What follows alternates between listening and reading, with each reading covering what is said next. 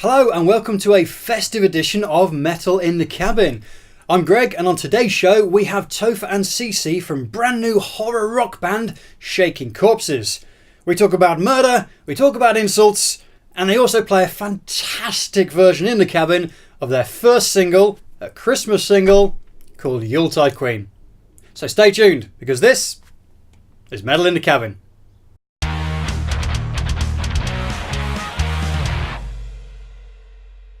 Two-thirds of Shaking Corpses. Topher, Cici, welcome to the show. So I thought we could start off by learning a bit about yourselves. For those of you who don't know Topher and don't know Cici, should we start off with yourself, Topher? Let's go for it, yeah. Where have you come from before then? I've played music for quite a while, but I started off by playing mainly sort of like punk rock, really. And I didn't really start playing guitar properly until I was with Gehtika. So doing Shaking Corpses and stuff it's kind of cool, because it's kind of like taking everything that I've learned, but going back to more sort of kind of back to your roots. Yeah, in a way, yeah, and yeah, so it's kind of cool, and with everything that I've been doing with music, I've been able to do some really cool stuff, like with like the Bloodstock stuff and the photos and you did Bloodstock TV for a while, didn't you? Yeah, so still do that. What exactly is Bloodstock TV? I've seen a few interviews and things. How did you get into it? What kind of stuff do you tend to do with that? So how I got into it was so Paul McMoney's Squatter was asked if he could do some interviews, and it started off, do you want to do some interviews for some of the New Blood stage bands, just a couple of New Blood stage bands, just come along, do some interviews. And he was like, Topher, I've been asked to do this, you can use a camera, right? And I was like, yeah, of course I can. I'll come along. Are you interested in doing this? And I was like, yeah, sure, I'll come along. And then it went from 5 or 6 sort of New Blood stage bands to, can you do some of the Sophie stage bands? And I was like, okay. So this is getting a bit cool. And then can you do this band? I was like, they're a main stage band. We get to do some main stage band as well. That's pretty wicked. Yeah. And then that developed then to, all of a sudden, even in because we've been doing it for 3 years, so even in the first year, doing like Mastodon interviews and like Behemoth and things like fantastic. That. And it was crazy. And it literally started from something which was just a thing to help metal to the masses bands, and then it's developed into this thing, and this year we managed to do all 3 headliners, which obviously included members of like Judas Priest and stuff, which is like, for me, it's like epic. It's proper cool. Obviously all I do, it's Squatter who does the main work kind of thing. He's the one who has to talk to them, but I sit there, press record, get the headphones on, and just try and be like a ninja and just not make a sound and just trying to like control like the audio and make sure nothing goes out of focus, and it's been ace, and so far they go down really well. And I think it's really cool for Bloodstock as well, because we don't just do the main stage bands. We didn't sort of get all those and be like, right, cool, right, screw everyone else.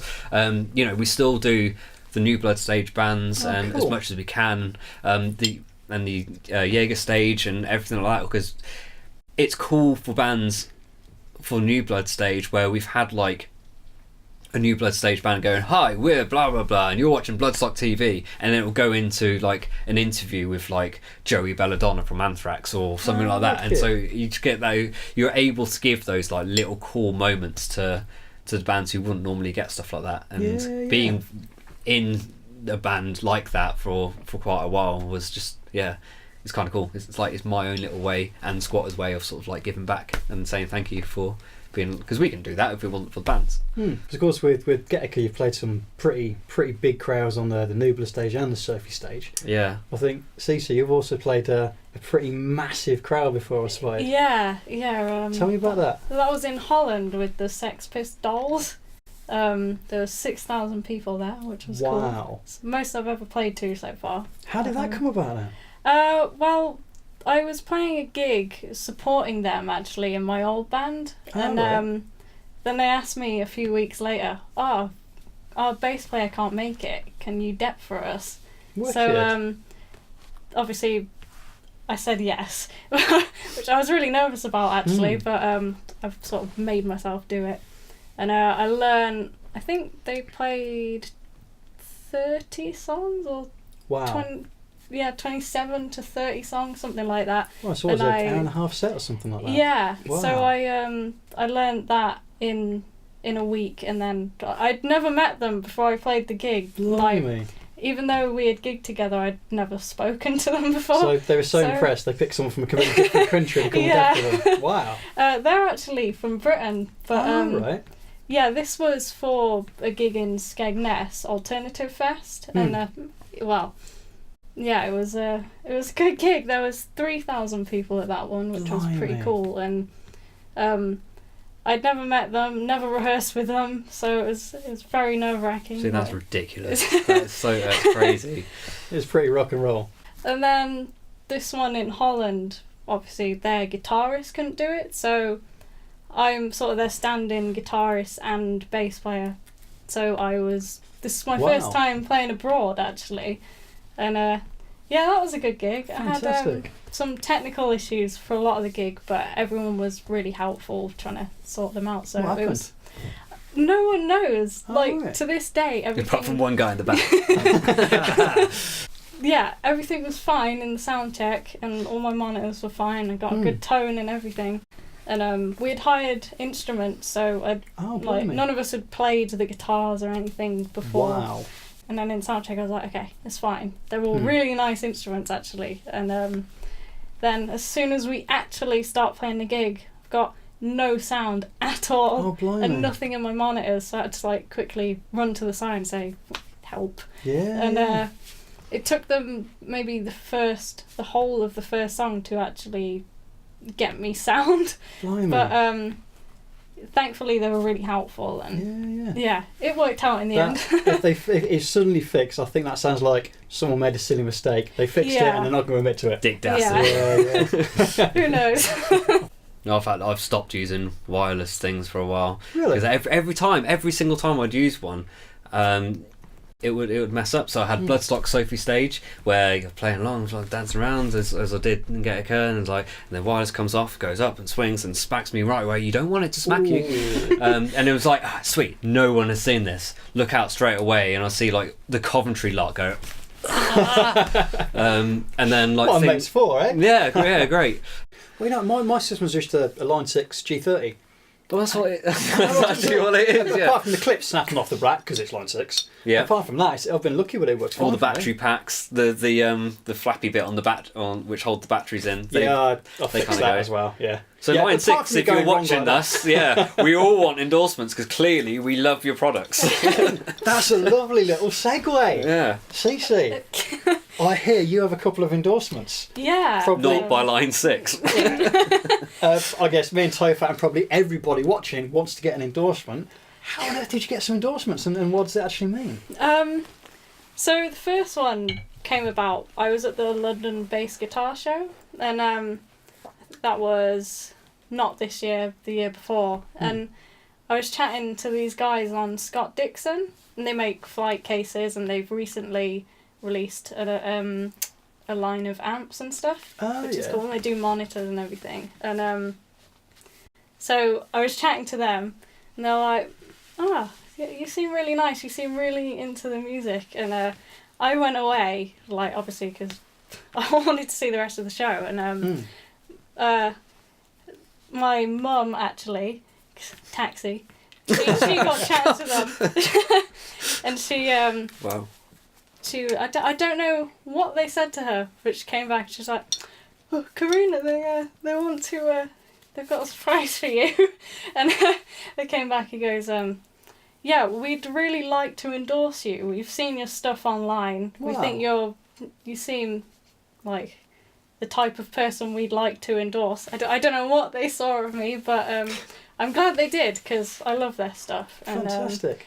And they've been really helpful. Can I just say as well, if you go on their website, and you see the other artists that using them or endorsing them and stuff, it must be ace to see your name against some of those people. Mine's next to Red Hot Chili Peppers and a couple of others.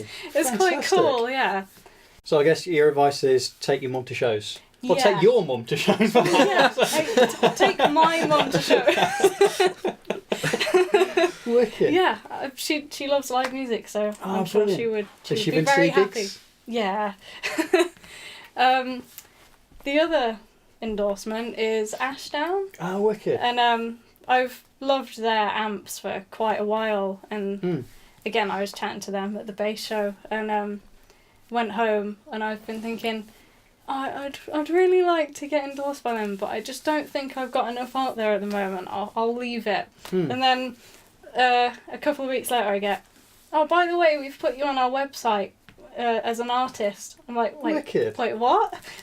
And so yeah, that was unexpected as well. They've both been really unexpected, but obviously highly appreciated.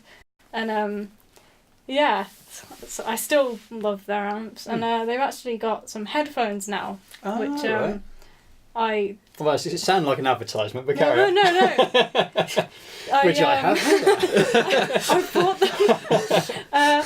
They're really cool because they match my amp. So they've got this meter on the side, and it's really cool. And what are they called? I've seen a picture of them. They're called meters. Yes. Yeah. Wicked. So, Topher, you mentioned earlier, mate, a bit of photography. How am I going to follow that? You've taken some photos that have been on the internet. I have. I've seen... Careful. I'm terrible at interviews. I've noticed you ninjaing at the front during gigs. Yes. My first shoot that I did was when Anthrax played on the main stage. Wow. So I sort of went, as I was going through, I was like, can I get through here? And they were like, yeah, your pass lets you through. I was like, oh my god, I'm doing it. This is ridiculous.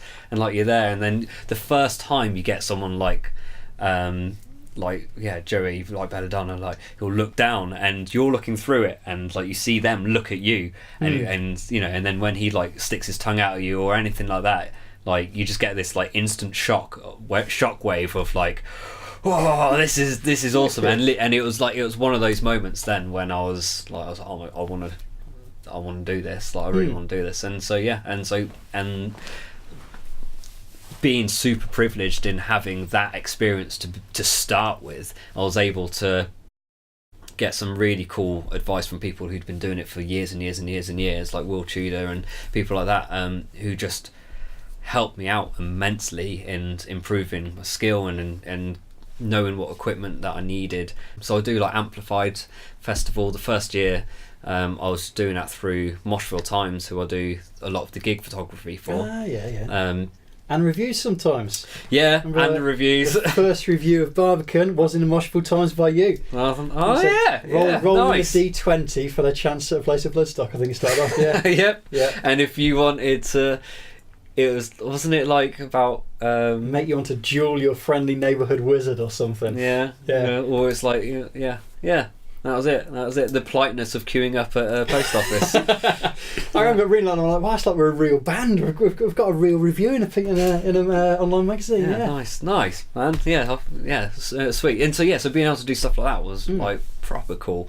And then from there I was able to do Amplified. Amplified. So first year with Moshville Times, and then second year I had my own Den of Doom, which was basically after the bands have come off stage, they come into my Den of Doom, and I take photos, take their portraits, because I got really into portraiture outside of doing gigs. You've worked with Cici before now, haven't you? Yeah, I stole her for a few hours pictures. each time. Yeah. Which is thank you. Yeah, it's alright. Yeah. I'm sorry. Come stand in the field for half an hour while I find a right way to take a picture. The editing that had to take place was. That sounds a bit cruel. Oh, you were counting down. Till the insult. We got pretty far away through. Sorry. You did at least 4 sentences without insulting me. Yeah, nice. Cool. It's a new record. So, Cici, I understand you're looking at a solo album right now. Yeah. Brilliant. So, what's that about? It's not a concept album or anything, but should be. But I know you just offended everyone who makes concept albums, but carry on. Sure, I won't be turning like concept albums. I'm simply saying I'm not good enough to do. I like concept albums. I just hate the people who do them. No, a couple of years ago, when I was 16, I wrote a song called Moth, and I put that on YouTube actually, and people seem to quite like it. And I always thought obviously there are a few people who inspire me that do solo bass stuff, and I thought there's not a lot of it out there other than that. And I think people often look at bass and think, oh yeah, you just chug some root notes, bass is easy, like you can do whatever, it's not really important. But I want to kind of try and disprove that, because you can actually, there's a lot you can do with it. And yeah, so I want to do it for myself, but I also want to do it, one, because I think hopefully people will enjoy it and it'll be something interesting, and two, because I think bass players deserve more recognition for like for the other things that they are capable of. So there's going to be a whole instrumental thing? Yeah, I would like to do some vocals, but I'm kind of seeing where it goes, because I've not got everything written yet, so I'm kind of just going with the flow, and I'll see how it turns out. Wicked. I might put a bit of guitar and stuff on there as well. So. Yeah? Yeah. Yeah, maybe I'll be back on the show when it's ready to be released. Yeah, it'd be cool. Yeah. So I know I never realised how much difference a good bassist can make in a band. Yeah. Yeah. And Dan, the bassist in the Necrotic Soul, my black metal band, first time mentioned him probably. They whoop whoop. He's woo, Necrotic Soul. Woo, Necrotic Soul. Whoop whoop. He's fantastic. Me and Vince are half step down on our guitars. Okay. Yeah. And just to be awkward, he leaves his bass in standard tuning. Right. But you can still watch Vince play a riff for the first time and then work it out straight away. Smith's like that from Face of Ruin. We play in drop and he plays in standard, and so Karina stood in for one of our gigs in Birmingham. I think I saw the flyer for that. Nice sunglasses. Oh, thank you. Yeah, we look wicked. Fire. Rap. Yeah, and there we go. Yeah, we can edit that. Reset button. Got it first time. How? Like flames and hit markers. Flames, yeah. Nice. And I think because you were playing it how we would in drop, and just watching it, I was like, I'd just be like, no, that's not right. That doesn't look how he's doing it at all. I think any band who has a decent bass player, it's kind of like it's almost like they're the only people who would really appreciate it.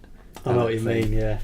Unless you're a musician who's found it and recognised the difference it makes. Yeah, that's it. Like if you never noticed in the past. Until you play with like a bass player who's got their own sort of thing.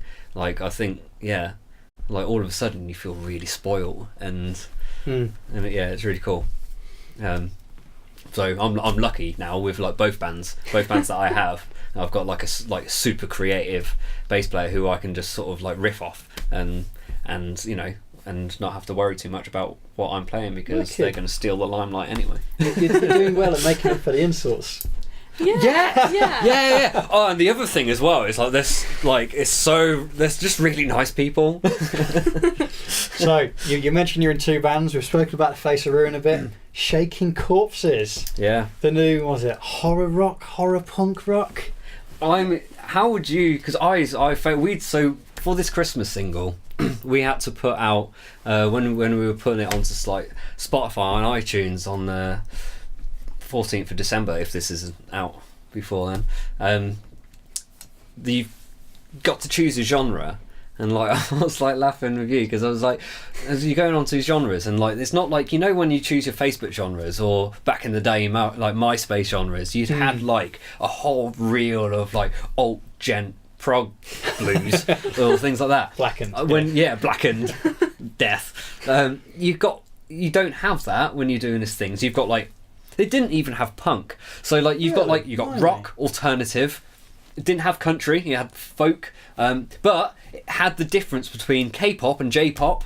You know, the important how could you ones. not the have important the ones? And then it had like funk, and you know, it was really limited. And I was like, fuck, like what are we? You know, we made a couple of jokes and stuff, and then I saw it. There was one beginning with H, and I was like, are we sure that we want our first single to be hip hop? Holiday. So it doesn't have country, doesn't have like punk or punk rock or anything like that, but it had holiday. So that's it. So Shaking Corpses, until we release something else, we are a holiday band. A holiday band, fantastic. Maybe doing a tour of Butlins next year. Yeah, that's it. Get the red coats on and be there shining fantastic. away. So how did the whole idea for that come about? Of course, the only band I know yourself from, apart from Faith of Ruin, is Gehtika, which isn't particularly festive. It's not particularly... Hold on, actually, let's just get it straight. We aren't a holiday band. Yes, we are. Oh my God. You're going to leave. I came here for my ties. No, it came about just because... Topher's a maniac. Yeah, and I really like murdering. No, so everything that people write lyrics about is true about how the person really is themselves. Wow. Of course. Yeah. So I like rescue princesses and stuff. Yeah. Mario. We like murdering people. Yeah. Why? I like you said we in that. Yeah. Yeah. I don't want anyone to like single you out. Cheers. I'm really scared now. Yeah. Welcome to the cabin. So it came out. So after a gig, I'd do this stupid cheesy chord sequence, and I'd do this stupid melody, and I would just be singing about something like, because I found it funny having this contrapuntal like. Wattle? A difference, like in Kill Bill where it's got like happy music but they're killing people. Yeah. It's contrapuntal. Right. Yeah. English with Topher Mayer. And so you'd have this like a really happy melody, but I really enjoyed like singing.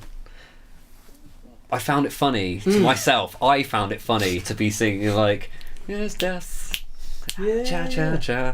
And then I found I kept on doing it, and I kept on doing it.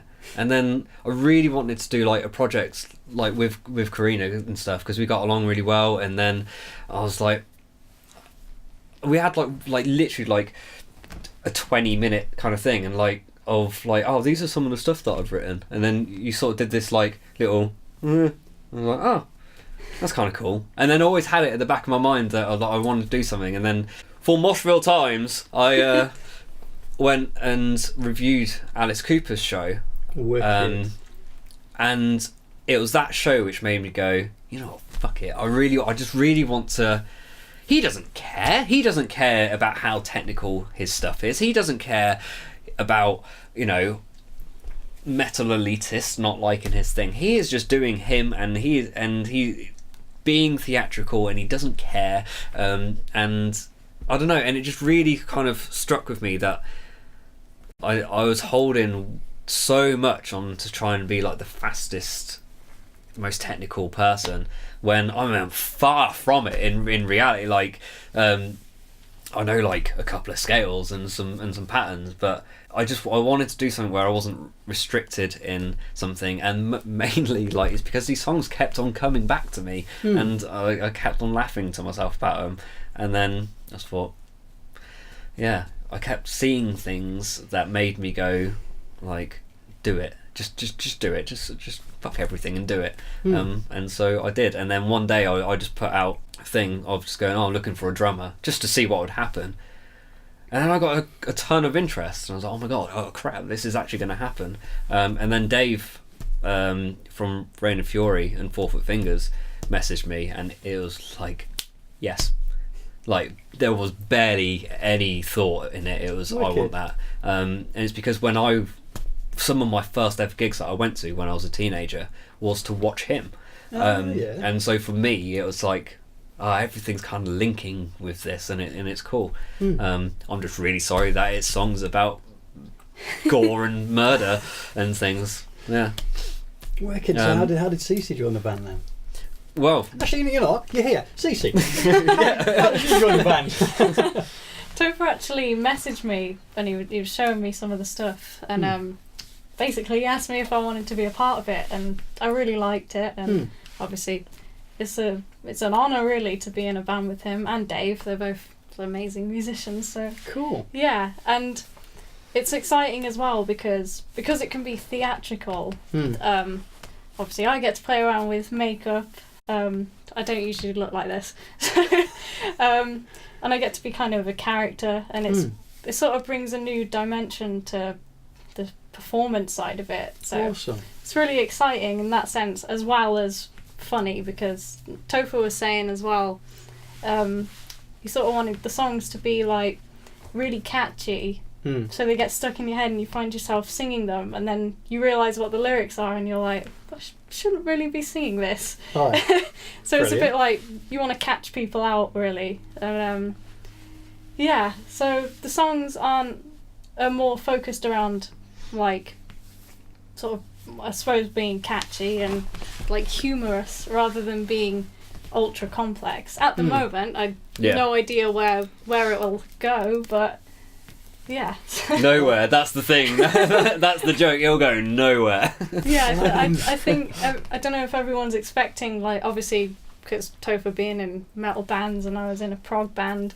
I don't know if people are expecting some really complex thing or like really heavy thing. Oh, it does make me laugh. Some of the comments, people are like, oh, they're gonna be like this. Oh, you are so far. You are so far removed. Exactly. Like, so like the closest that I could sort of put this stuff is like, almost rockabilly, but we're a lot heavier than rockabilly.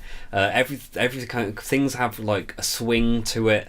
The guitars are really like distorted still, but the bass lines all seem to be, you know, they're coming out, and it is all about melody, and it is simple. They are simple songs. They are really simple songs. Yeah.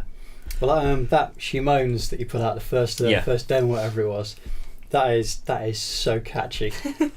Well, I mean, that's it great. got That's a, awesome. well, you tell me, what do you think the reception was like for that? I was stunned with the reception. So I'd had, it got to like, it's like 5,000-6,000 views in the first day. Wow. On obviously and whether that's people going, no. Or not, but Reginald, turn it off. well, the song starts. You press play on the song, and then it fades in, and then it's me just being. So I got home from work and was like, said to Timsy, who I live with, the bassist from Gehtika, I was like, I need you just frame the shot and press record. He's like, okay, sort of did it, and then I just sort of like sang the song kind of thing, and he was like, what the fuck was that? Like, what was that? I was like, trust me. And then because I just wanted to do something. I just wanted to do something. I thought it would be funny.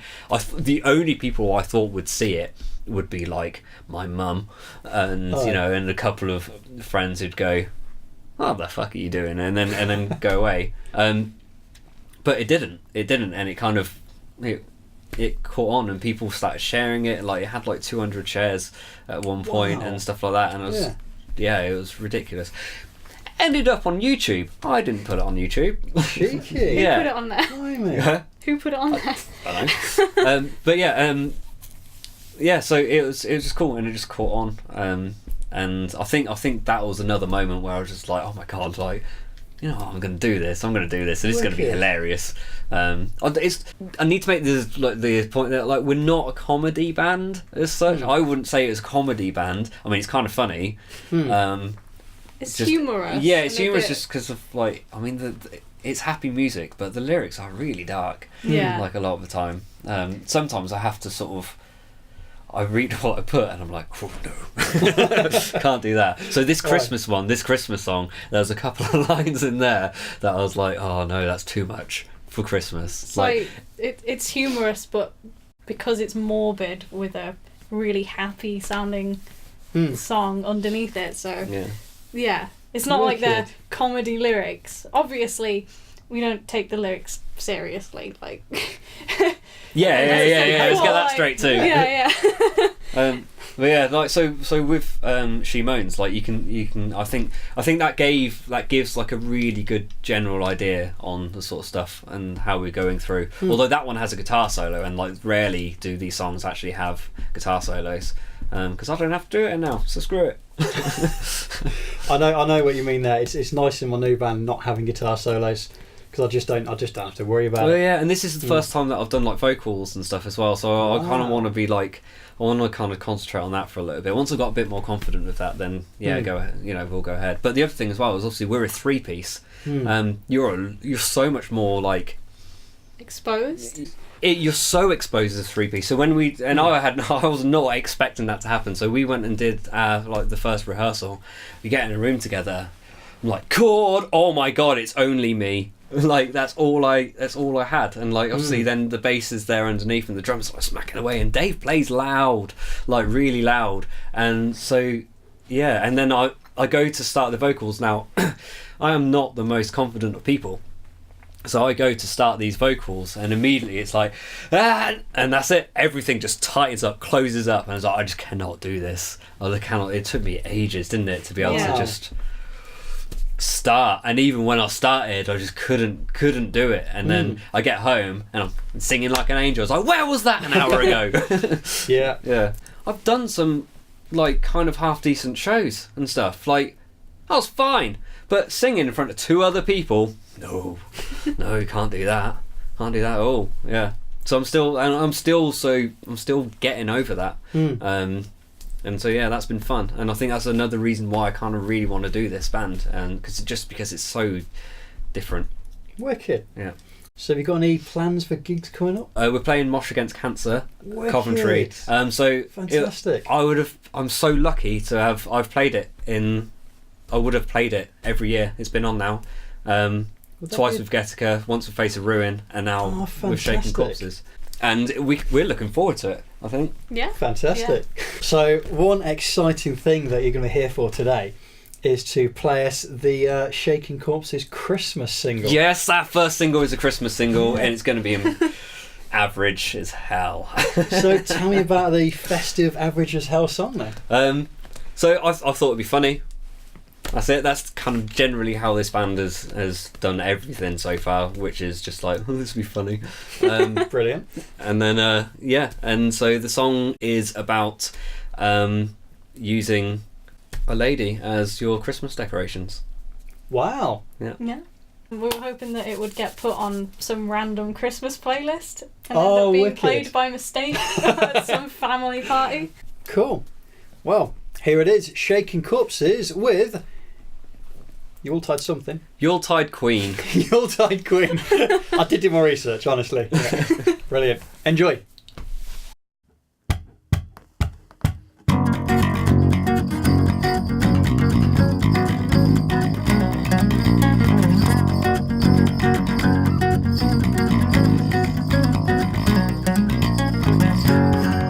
I heard you screaming with the wonderful sound of fear. I like the feeling, reminds me of the Christmas we had last year. I'll hang your stocking after I finish being so cruel. I light the fire, using your hair as the fuel. I love the way you burn. Oh, I love the way you burn. Burn.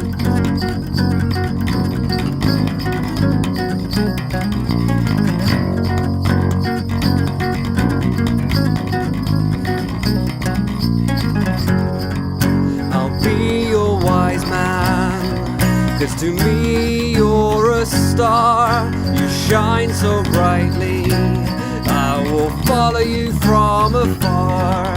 You mean so much to me. I want you on top of my tree. You'll be stuffed like turkey. You're my Yuletide queen. I love the way you burn. Oh, I love the way you burn. Oh, I love the way you burn.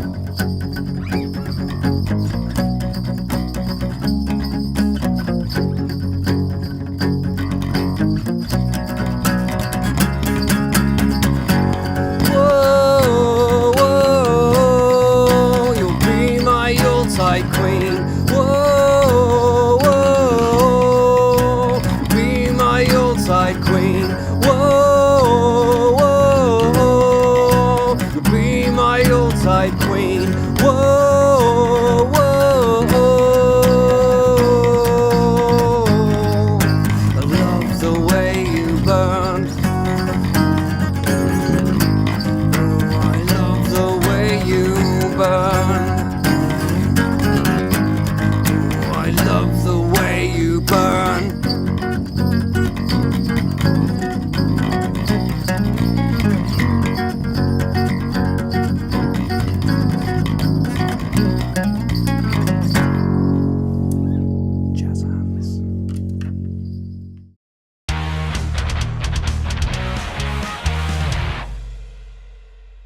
Wow, what a fantastic first single.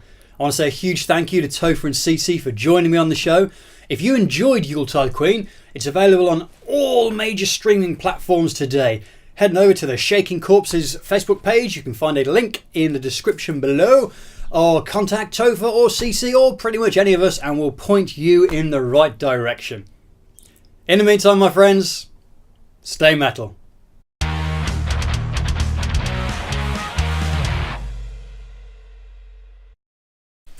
He had a dream that my name was Sandbag the other day. So, Sandbag? Yeah. Dream, Karina. Hated it. Lovely.